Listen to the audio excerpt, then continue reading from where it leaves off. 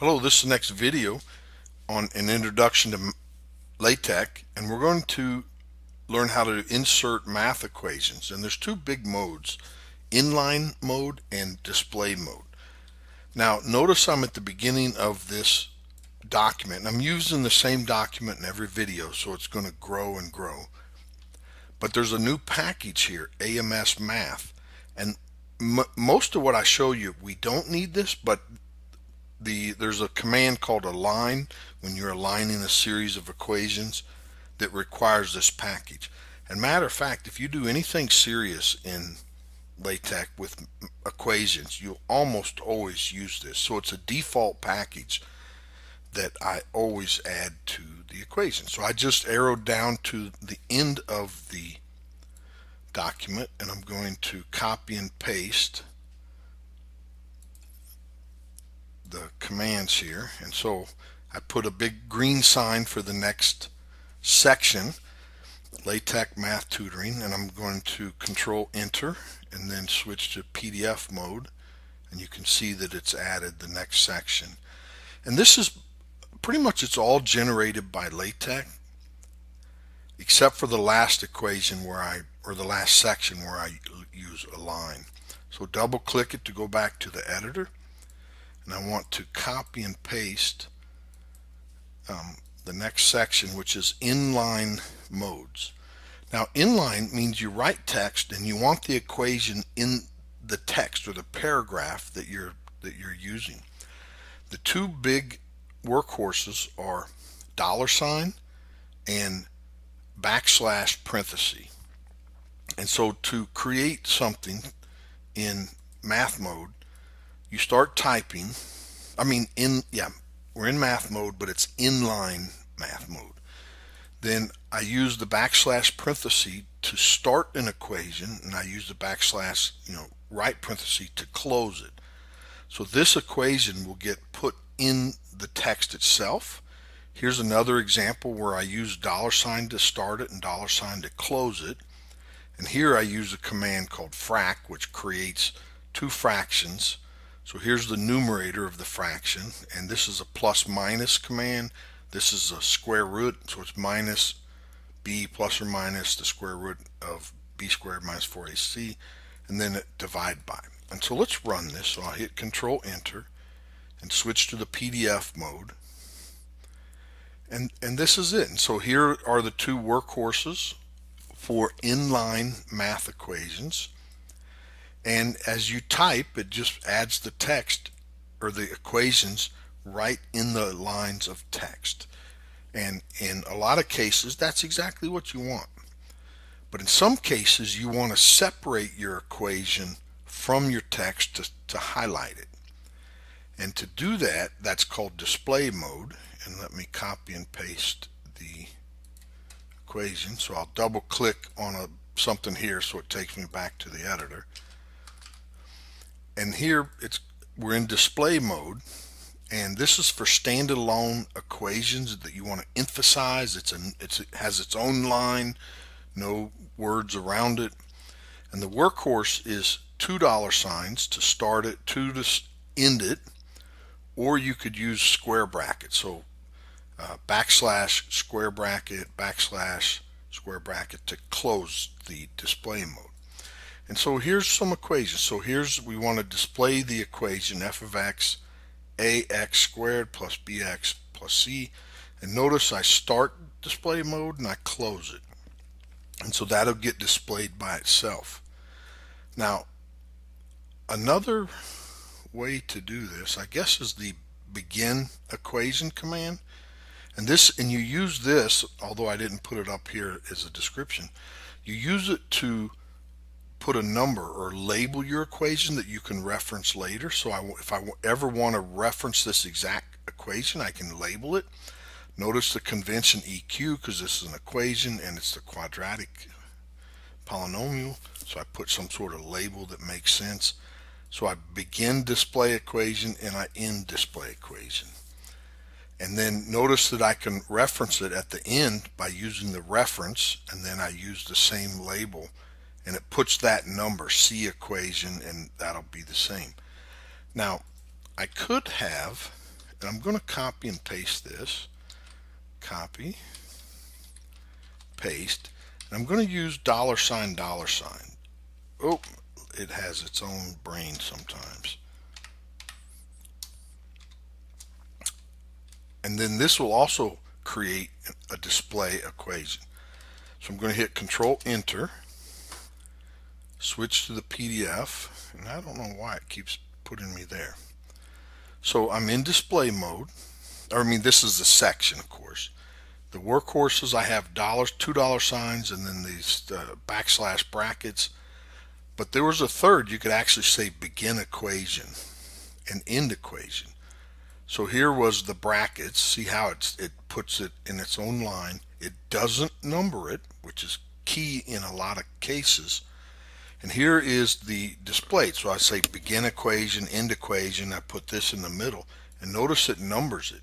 And the numbering is automatic. So the next time in your document you use begin equation, end equation, it will put the number 2. And notice that the label referred to in the document, see this equation. And so I referenced this equation, which is this number. So see equation number 1.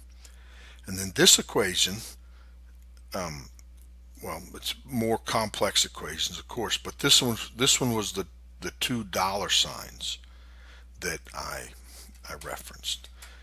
And let's look at something a little more complex, but also highlighting subscripts and superscripts. And so this section is subscripts and superscripts. So a subscript uses the underscore, and then a superscript is the caret sign. So this, anything that follows that is a subscript on the equation. This is a superscript. So here's an example. We're in display mode, so it's going to be its own standalone equation. Notice the c squared, so this little 2 is going to be raised to, that'll be the power of c. Quad is a way to say add some spacing, and there's different commands if you want big space or small space or anything in between. Since we're in math mode, any letters kind of get some sort of funky math font, and I don't want that for the word and, so I tell it it's text, not math text.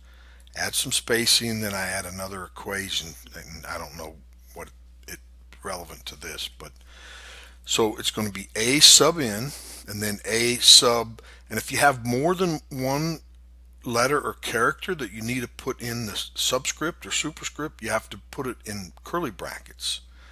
And if you don't, it just treats the next one as a superscript, and then it goes back to the regular mode. And here is an example. So if you look at this and look at this, I don't put curly brackets around the n-1. So here it's going to a sub n, and then it's going to go back into normal equation mode and say -1. And we'll look at that when I display it. So let me, and this is just telling you what I just did verbally. So let's hit Control Enter. Let's go to the PDF. And here's subscript, superscript. So of course that's the underscore, this is the caret. Here's the example. Notice the caret 2 is now a superscript. And look at the n-1. We put curly brackets around it, so it thought the whole thing was a subscript, which you need sometimes. In this case, we left off the curly brackets, so it's just an, and then because it only looks at one character, then it goes right back to math equation. So it says -1 plus d. And so those are the uses for super and subscript and superscript. Now the next piece, the next section, let me copy and paste it. Double click to go back to the editor. I'm here. And this is, I use it quite a bit in my documents. It's aligning equations. And so in a derivation, you have several lines of derivations. And to make them prettier or more formatted, you can align them, say, on the equation. And so as you go down and you're driving things, it just looks like a nice format. And again, we have to use this package for this function. And and it pretty much use that all the time. Just add it whether you need it or not. Um, and the way as you're we're going to write several equations, and the way you align them is with this backslash ampersand sign. So whatever comes next will be the alignment character. Or just, well, it's actually aligned on this. And so if you put an equal sign after every equation, well, you'll see. This is how you align them. To do a line break, you need to tell it specifically to line break, and that means go to the next line. So that's the double backslashes. And this is an example. I said it was generated by ChatGPT, but not this. And so this is some derivations I used in the lottery game Keno, and we're driving certain probabilities associated with it. I won't go into it here. It's more just illustrative purposes. So I have some inline equations, right? And here we're in display mode. So where's the end of it? Right there. So this equation will be in display mode. There's a probability statement. There's going to be a fraction. This slash binom is the binomial coefficient, like combinations, permutations type equation. So binomial coefficient, it's a fraction, and so there's going to be a numerator and a denominator. I add some spacing. I say I want m greater than or equal to 0, and then less than or equal to n minus 1. And here's the equations. So I say begin align. Now notice the asterisk there.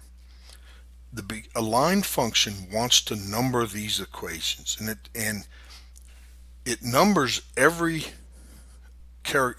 line that you have in this equation.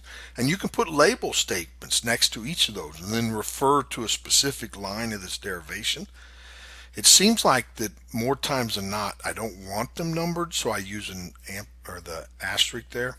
So here's the first equation, and then I line return, and notice this is the I said backslash, it's the ampersand. That's what we're aligning on. So here's the line return, it goes to here, and then this ampersand sign, and this will be perfectly aligned. Then I have some more equations. Notice I don't line return, and I go straight to the next equal sign. I line return, ampersand, ampersand, and then boom, done. Now I have some more text, and then I want to do I have another equation. I just use begin align, and it's technically not needed because it's only one equation, but I use it anyway just for illustrative purposes. And the ampersand, since there's only one line, that's kind of irrelevant, but I think you still need it anyway. I could have just used display mode for this equation, and we will look at that. So I'm going to hit Control Enter, go to the document. So here we're aligning equations, and it's the ampersand that we align on. This is for equation returns. So here is the example. Notice the inline math that I have, and then here's a displayed equation. Notice it's not numbered. There's the fraction, there's the binomial coefficients that I was talking about. And then for an in-spot game, here's a little this is actually probability of matching a bullseye in the game Keno. It's an extension. So I have some equations. And notice that I did not put a return symbol here, so I just get two equations that are side by side. And I'm going to show you how. Maybe I do want that below. I did it really just to save real estate here, but I'll show you. And then kind of cool, this equation here, in this derivation it uses something called von Neumann's identity, and this is equal to this. But remember, I used the align mode or align function for this, and since it's one equation, it's the same as if I just used display mode. So now I want to go in and return this just to illustrate it a little deeper. I double click that so I would get to the editor.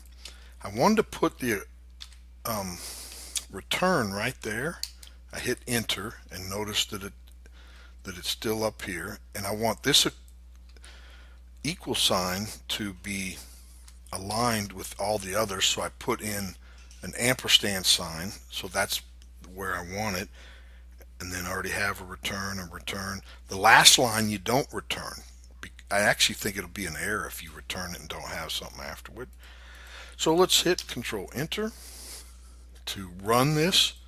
Let's switch to the equation and notice that the equation that was here is now returned and all the equal signs are aligned.